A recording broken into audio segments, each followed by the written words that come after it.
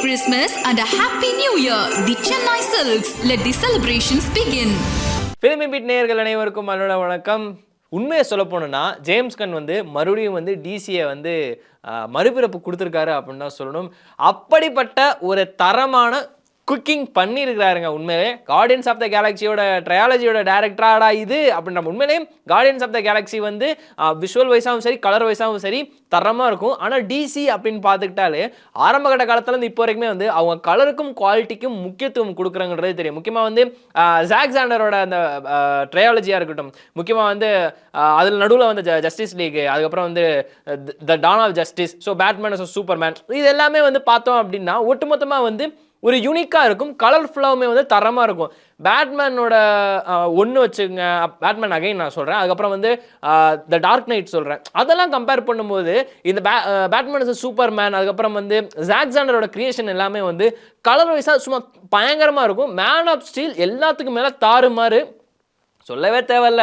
Direction வைஸாகவும் சரி music வைஸாக பின்னி படம் எடுத்திருப்பாங்க. இப்போ வரைக்கும் எல்லா சூப்பர்மேன்ஸும் டிசி ஃபேன்ஸுக்குமே இருக்கிற அந்த ஒரு மனதில் நின்ன ஒரே ஒரு பிஜிஎம் முக்கியமாக வந்து சூப்பர்மேனோட மேன் ஆஃப் ஸ்டீல் தான். ஆனால் எனக்கு வந்து அந்த ஹேண்ட் ஜிம்மரோட ஸ்பெசிஃபிக்காக வந்து டான் ஆஃப் ஜஸ்டிஸ் அண்ட் அது மட்டும் இல்லாமல் நடுவில் இன்னொன்று வந்துச்சு, அந்த மூவியோட பிஜிஎம் வந்து எனக்கு பர்சனலி அட்டாக் ஆச்சு, அட்ராக்டும் ஆச்சு. அட்டாக் ஆனதோட அட்ராக்ட் ஆச்சு. பட் எல்லாத்தையுமே தாண்டி இன்னைக்கு ரிலீஸ் ஆன சூப்பர்மேனோட புதிய மூவி, டேவிட் கான்ஸ்வர்ட், ஸோ அவர் தான் வந்து பார்த்தீங்கன்னா ஹீரோவாக நடிச்சிருக்கிறாரு. சூப்பர்மேன் நடிச்சிருக்காருன்னு சொல்லலாமா? சரி, நடிச்சிருக்காரு இப்போதைக்கு. ஆனால் படத்தை பார்த்தாலும் தெரியும் அவர் வாழ்ந்துருக்கிறாரா இல்லையா. 1000 தான் வந்தாலும் ஹென்ரி கேவல் மாதிரி இன்னொரு சூப்பர்மேன் கேரக்டர் வரவே வராது. இது எல்லா டிசி ஃபேனுமே வந்து ஆணித்தரமாக சொல்லுவாங்க. அந்த மாதிரியான ஒரு தரமான ஒரு கேரக்டர் பண்ணி கொடுத்து ரிட்டையர் ஆகிருக்கிறாப்புல. இதுக்கப்புறம் வந்து மார்வல் போகிறாராம், அது வேறு விஷயம். ஆனால் இந்த சூப்பர்மேன் ட்ரெய்லரில் வந்து ஒரு விஷயம் வந்து நம்ம மிகப்பெரிய விஷயமா வந்து நோட் பண்ண வேண்டியதாக இருக்குது.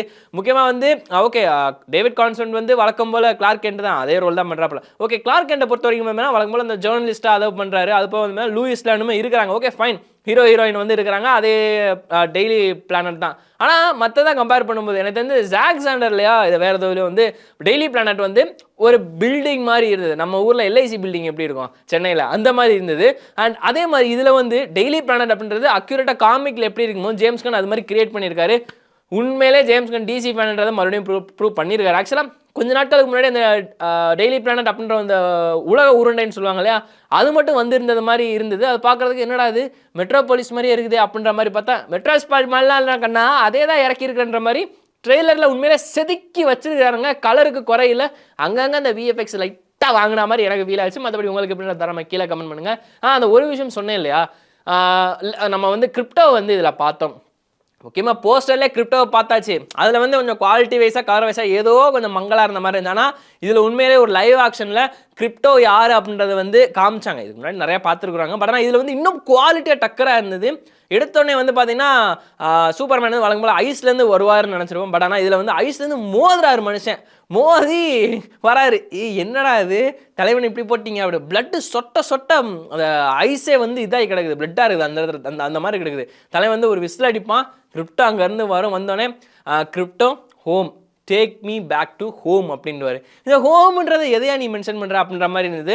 அதாவது ஃபோர்ட்ரஸ் ஆஃப் சாலிட்யூட் அதுதான் நினைக்கிறேன்.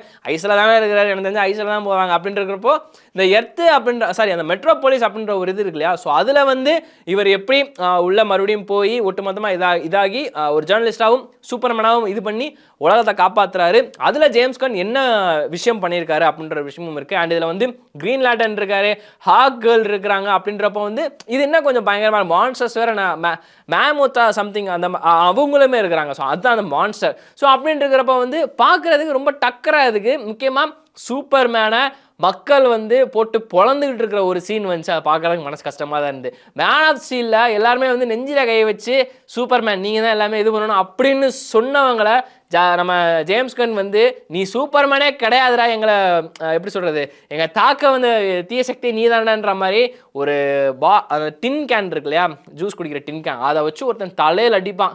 சீரியஸாக பார்க்குறதுக்கு வலிச்சுது. ஜேம்ஸ் கன்னையா ஏன் அப்படி? ஓகே, எல்லா படத்துலேயும் வரதான் பீப்புள் வந்து ஒரு சூப்பர் ஹீரோ ஹேட் பண்ணுறது நடக்கிறதா.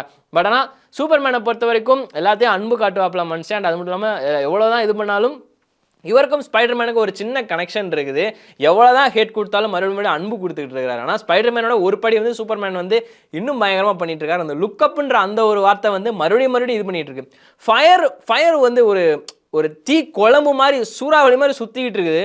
அதுலேருந்து நுழைஞ்சு வராப்புல ஒரே ஒரு ஷார்ட் ட்ரெய்லரில் ஒரு குழந்தைய காப்பாற்றுற ஒரு சீனு சும்மா பிச்சுட்டாங்க சினிமாட்டோகிராஃபி. அந்த இடத்துல ஒட்டுமொத்தமாக வந்து ஃபோர்ட்ரஸ் ஆஃப் சாலிட்யூடில் வந்து போயிட்டு அகைன் அவர் வந்து சூப்பர்மேனாக இருக்கணுமா இல்லை வந்து ஒரு மனித வாழ்க்கையை வாழ போகிறாரா அப்படின்ற ஒரு விஷயம். ஸோ மேபி எனக்கு இதோட பிகின் வந்து அவர் சூப்பர்மேனாகவே இருக்க போகிறாரா இல்லை வந்து மனிதனாக இருந்துட்டு அவனுக்குள்ளேருந்து நான் மெட்ரோபாலிஸை காப்பாற்றுறேன் அப்படின்ற மாதிரி இது பண்ணுறான்றா அப்படின்ற ஒரு விஷயம். முக்கியமாக சூப்பர்மேனோட ஃபர்ஸ்ட் லுக்குன்னு சொல்லிட்டு ஒன்று விட்டுருந்தாங்க இல்லையா, சாக்ஸ் எல்லாம் மாற்றுறது மாதிரி.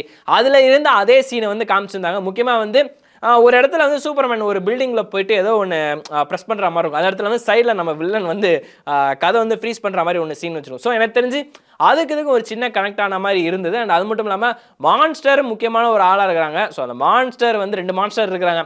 மான்ஸ்டர்ஸ் நிறைஞ்ச அந்த மெட்ரோபாலிஸும் ஹாக் கேர்ளுமே இருக்கிறாங்க. அப்படின்றப்போ இந்த சீனில் இந்த மெட்ரோபாலிஸில் சூப்பர்மேன் ஒத்தாளாக இருந்து எப்படி காப்பாற்ற போகிறாரு. கிரீன் லேண்டன் வேறு இருக்கிறாருங்க. கிரீன் லேண்டன் வந்து ஆக்சுவலாக வந்து எப்படி சொல்கிறது, சூப்பர்மேனுக்கு எந்த விதத்தில் வந்து ஜாயின் ஆக போகிறாரு. ஆக்சுவலாக கிரீன் லேண்டன் வந்து தனியாக ஒரு சீரிஸாக ஒரு படமோல சீரிஸாக தானே எடுக்கிறேன்னு சொன்னீங்க, திடீர்னு சூப்பர்மேனுக்குள்ளே கொண்டு வந்திருக்கிறீங்க அப்படின்ற மாதிரி இருக்குது. ஸோ எனக்கு தெரிஞ்சு ஃபோர்ட்ரஸ் ஆஃப் சாலிட்யூட்குள்ளே போயிட்டு மறுபடியும் அவருக்கு காம் டவுன் பண்ணி சம்திங் எதாவது மாதிரி பட்டினிங்கிறீங்களா பண்ணிட்டு ரிட்டன் அவரோட வாழ்க்கைக்கு போவாரா இல்லை சூப்பர்மேனாகவே முழுக்க இருக்க போகிறாரா. அவங்க லவர் வேறு, லூயிஸ் கேன் வேறு இருக்கிறாங்க, கேட் வேறு இருக்கிறாங்க. அப்படின்றப்போ அவங்களோட எப்படி ஒரு சீனில் வந்து மாலுன்னு நினைக்கிறேன் அவங்க கிஸ் பண்ணுற மாதிரி இருந்துட்டு அப்படியே மேலே பறந்து போவார். ஸோ மேபி அது ஒரு கிளைமேக்ஸ் சீனாக இருந்து அவங்கள விட்டுட்டு இவர் போகலாம். இல்லை வந்து அதே அந்த ஷூ மாட்டுற மாதிரி இருந்துச்சு இல்லையா, அதே இடத்துல வந்து இவங்க 2 பேரும் ஹக் பண்ணிட்டு நீ போயிட்டு வான்னு சொல்கிற மாதிரி அந்த சீன் கூட இருக்கலாம். அது தெரியல. பட் ஆனால் மற்றபடி வந்து எல்லாமே சூப்பராக இருந்தது. பிஜிஎம் சொல்லணுங்க, கிட்டத்தட்ட ட்ரெய்லரை 4 தடவை பார்த்துட்டேன். அதை பிஜிஎம்காகவே 2 தடவை பார்த்தேன் அப்படின்றது மென்ஷன் பண்ண வேண்டிய. எனக்கு தெரிஞ்ச ஹேண்ட் சிம்மர் அவங்களுக்கு அப்புறம் எனக்கு பிடிச்ச ஒன்று தரமான பிஜிஎம். எல்லாரும் மேன் ஆஃப் ஸ்டீல்லாம் சொல்லுவீங்க. பட் ஆனால் என்னை பொறுத்த வரைக்கும் ஹேண்ட் சிம்மரோட ட்ரேட்மார்க் அந்த பிஜிஎம் தவிர்த்து 2வது தான் எனக்கு ரொம்ப பிடிச்சிருந்தது. மற்றபடி அவ்வளோதான். ட்ரெய்லருக்கு கொடுக்க வேண்டிய மார்க்குன்னு சொல்லணும்னா கொஞ்சம் கஷ்டம்தான். பட் ஆனால் 5க்கு தாராளமாக 4 கொடுக்கலாம். குவாலிட்டி, கலர், கண்டென்ட் என்னன்றது சொன்னாங்க. அந்த ஹோம்ன்றது வந்து ஃபோர்ட்ரஸ் ஆஃப் சாலிட்யூடாக இருந்தால் நம்ம சொன்னது கரெக்டு. சூப்பர்மேனாக இருந்தது எப்படி காப்பாற்ற போகிறாரு அப்படின்ற விஷயமும் இருக்குது. So it begins. அவ்வளோதான். ஜூலை 11 தேட்டரில் வரப்போகுது. ஸோ ஜாலியாக பார்த்து என்ஜாய் பண்ணுங்கள். அண்ட் சூப்பர்மேன் ட்ரெய்லர் எப்படின்றத பார்க்க நீங்கள் தரமாக கீழே கமெண்ட் பண்ணுங்கள். டிசி ஃபேன்ஸ் யாராக இருந்தாலுமே அவங்களும் கீழே கமெண்ட் பண்ணுங்கள். வேறு வீடு அனுபவம் சந்திக்கிறேன். நன்றி தான். வணக்கம். Merry Christmas and a Happy New Year. The Chennai Silks. Let the celebrations begin.